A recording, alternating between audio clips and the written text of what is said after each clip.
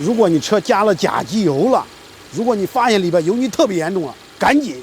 拿柴油来怠速运转3个小时。就是你车不烧机油，每隔5万公里呢，我也建议大家来这么一次，就找个20分钟左右，这样你那个活塞环就永远不会什么清洗积碳呀、什么大修发动机啊、释放活塞环，像这些工作你都不需要做了，这些费用都不需要花了。你看洗完之后呢，你再加上这正品好的机油，你的车就再也不用担心有油泥的问题了，你也不用担心有积碳卡环的问题了，更不用担心烧机油了。想要好机油吗？今晚来我直播间。